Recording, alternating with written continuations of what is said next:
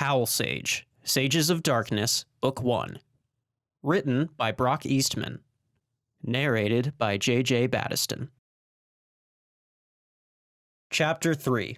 Tuesday, October 3rd. It had taken forever to fall asleep.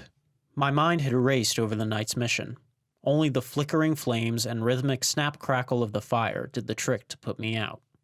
When I woke up, my neck cried out, telling my brain that sleeping in chairs shouldn't become a habit, not if I wanted to survive. The demon I'd trained to face was about to enter the earthly realm. I was holding onto a thread of hope that the HowlSage wouldn't rise. I showered, dressed, and headed to breakfast. Everyone stared as I entered. Did anyone sleep last night? They were as anxious about the battle as I was, but their lives weren't directly on the line. They wouldn't be standing in front of a 12-foot hairy wolf with razor-sharp claws and fangs, ready to devour anything in its path. My guess was McGarrett had already told Mr. Swigert about the late-night jetpack flight. Instead of being angry that I had flown without permission, the scientist had probably checked night trial off his list of tests. In fact, Mr. Swigert probably already checked the JPAC over and even downloaded the video record of the flight from my goggles. We ate our Denver omelets, maple bacon, hash browns, and pecan rolls in silence. Mrs. Riley tried to start some conversation, but it ended with her half muttering something about bad conversationalists each time. But there was only one thing on all our minds, and it left no room for anything else. As we finished, McGarrett said, "I'll drive you boys to school."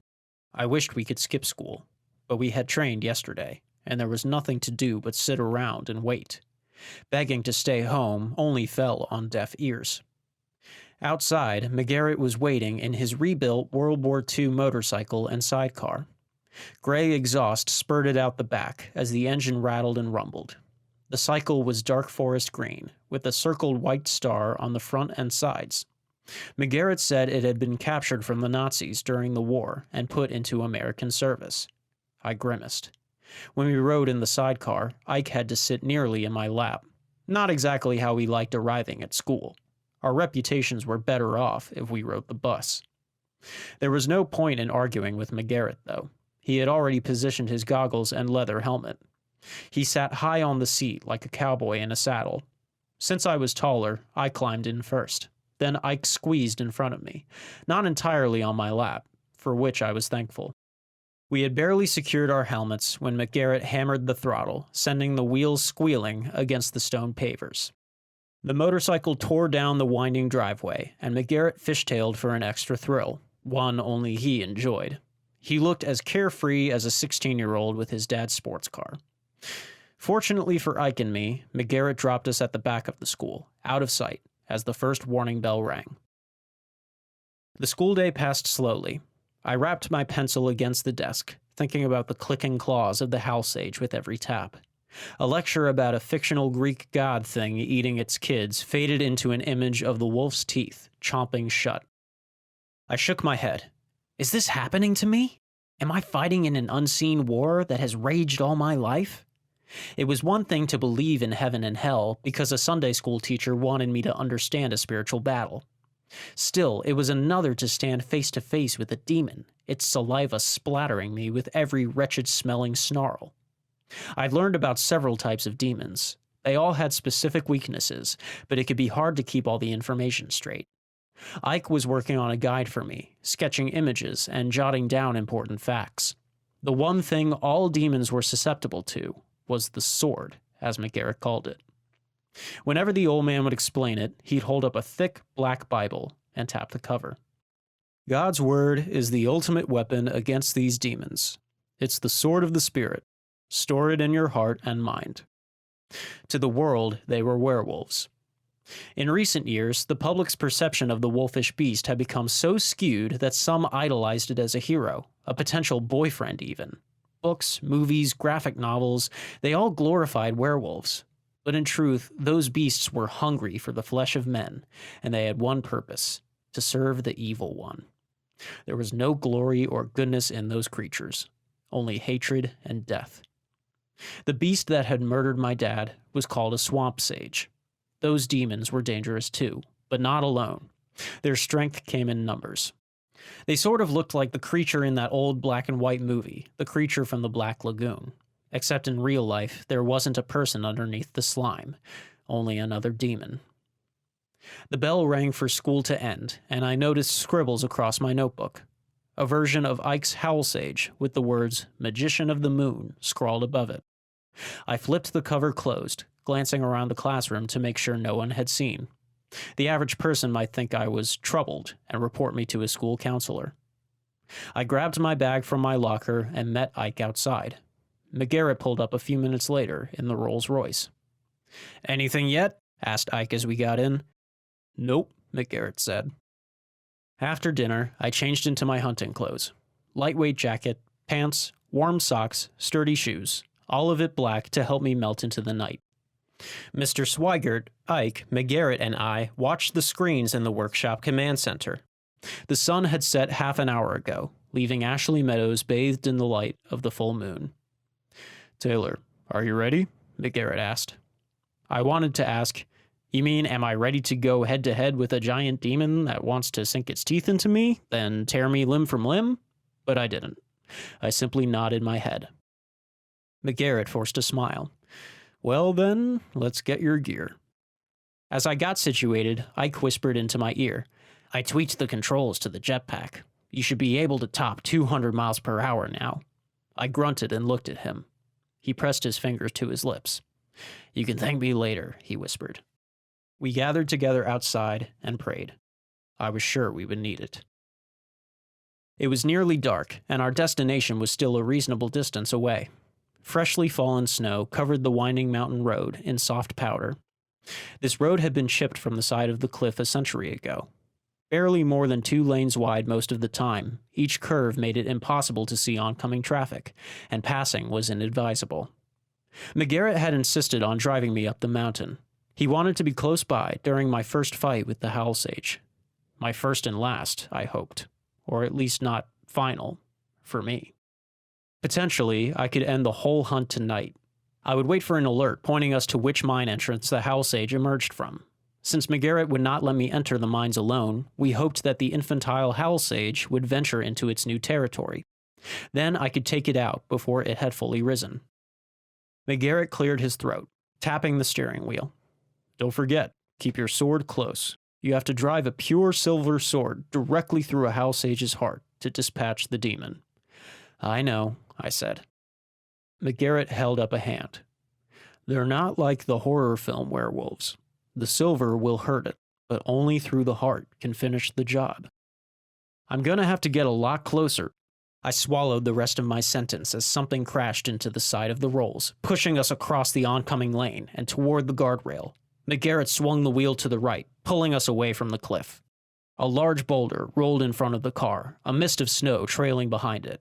Another rock crashed into the side of the rolls with a resounding crunch. McGarrett swerved, keeping the car from spinning off the cliff.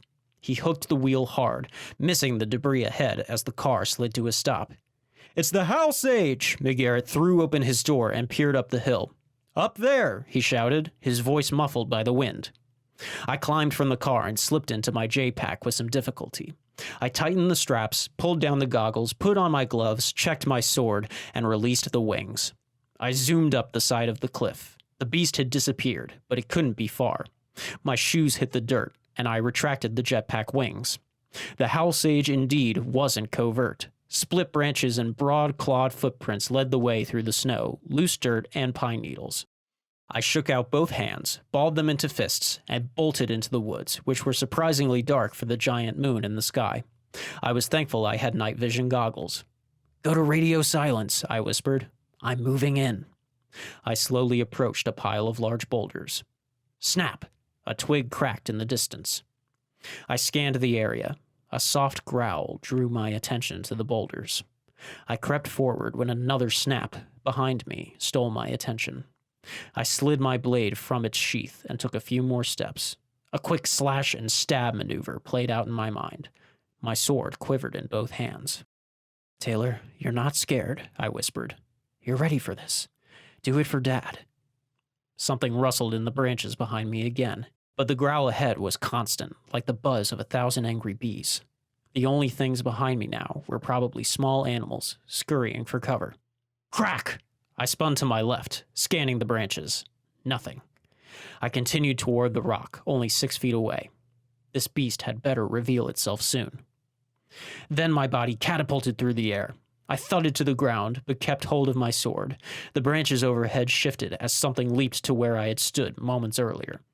In my place, standing upright on 2 thick, muscular legs, was the HowlSage. The demon towered over me. Lumps of muscle bulged on its arms and legs. Its thick coat of brown hair gleamed in the moonlight. The fur thinned on its chest, replaced with leathery skin and a muscular six-pack. A foot-long tail batted back and forth. Pointy ears looked more like a cat's than a wolf's. The demon's eyes glowed like 2 yellow light bulbs. Brown, moist nostrils flared as its fangs flashed into a wolfish smile. My heart pounded. A long black tongue flicked out and slid across the end of its muzzle, as if tasting my fear. I gritted my teeth and pushed up. The HowlSage growled and lowered its head. My muscles tensed, and I lunged forward. The beast swiped its long arm like it was swatting at a mosquito and growled. I ducked, it missed, and then I jabbed my sword into its side. The demon recoiled in pain, and I swatted again. I rolled to the front and swung my sword up, but it jumped, missing the edge of my blade. As it landed, I slashed from my spot on the ground and sliced it across the back. The demon roared and darted into the woods.